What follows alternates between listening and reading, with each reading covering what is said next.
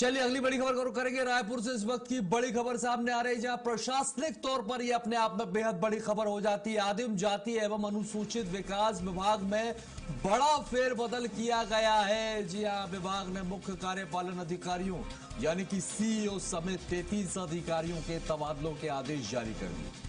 ये आदेश तत्काल प्रभाव से लागू हो गए हैं। कई अधिकारियों को नई जिम्मेदारी सौंपी गई है और गरियाबंद, बस्तर, कांकेर, दंतेवाड़ा और कोरबा समेत कई जिलों के अधिकारी इस तबादला सूची से प्रभावित हुए। इस वक्त की बड़ी खबर, ये सूची आपको दिखा रहे हैं, ये तबादलों की सूची है।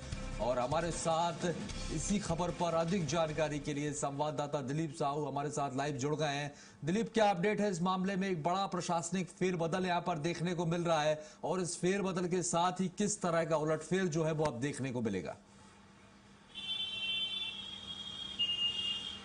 जी बिल्कुल राजेश जी, बता दें कि अलग अलग समय पर सरकार फेरबदल करती रहती है अधिकारियों की, क्योंकि एक समय सीमा के अंतर्गत इनका फेरबदल करना भी जरूरी रहता है। लंबे अरसे तक अगर अधिकारी एक ही पोस्ट पे रहता है तो कहीं न कहीं निरंकुशता दिखाई देती है। तो सरकार का एक प्रयास रहता है कि एक समय समय पर इनमें फेरबदल किया जाए और तबादले किए जाए। तो इसी कड़ी में आदिम जाति एवं अनुसूचित जाति विकास विभाग में बड़ा प्रशासनिक फेरबदल हुआ और 33 जो अधिकारी है, जिसमें जिला पंचायत, जनपद पंचायतों के सीईओ है, इनके सहायक संचालक है और क्षेत्र संयोजक है, इन सभी प्रकार के लोगों को यहाँ से वहाँ सब ट्रांसफर किए गए हैं। कहीं लंबे अरसे तक जो मैदानी इलाकों में जो डटे हुए थे उन्हें बस्तर और कांकेर जैसे दूरस्थ एरियो में, आदिवासी क्षेत्रों में पदस्थ किया गया है। वहीं बहुत सारे आदिवासी क्षेत्रों में पदस्थ अधिकारियों को मैदानी इलाके में लाया गया है। तो इस तरह से बड़ा फेरबदल किया गया है सरकार की ओर से। और इसका एक उद्देश्य ये भी रहता है कि कार्य जो कामकाज है उसमें और पारदर्शिता है, उसमें और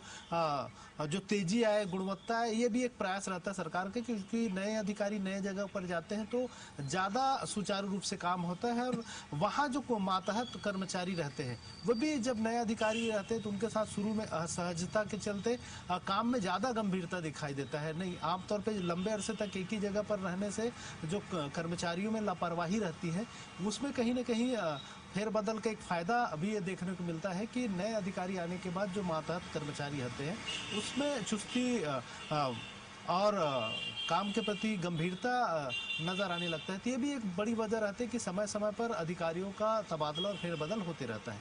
जी राजेश। निश्चित तौर पर, लेकिन जिस तरह से ये ट्रांसफर किए गए हैं दिलीप, तो क्या ये ट्रांसफर जो है वो तत्काल प्रभाव से लागू होंगे या फिर कोई समय सीमा जो है वो तय की गई है?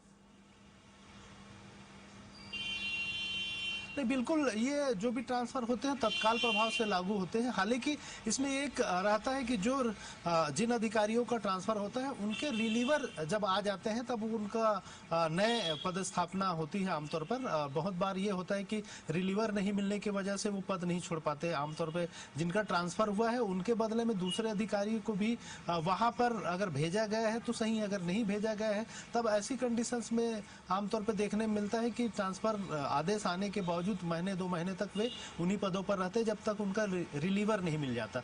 लेकिन आमतौर पे ये जो बड़ा फेरबदल हुआ है इसमें एक अधिकारी को दूसरे जगह पर ट्रांसफर और दूसरे को पहले जगह पर, इस तरह के भी फेरबदल किए गए। तो निश्चित तौर पे ये जो ट्रांसफर है वो जल्द ही इसमें लागू होने के आसार निश्चित तौर पर ये 33 अधिकारियों अधिकारियों का फेरबदल ही अपने आप में एक बड़ा उलटफेर है और इससे कई तरह के बदलाव जो हैं वो अब देखने को मिलेंगे।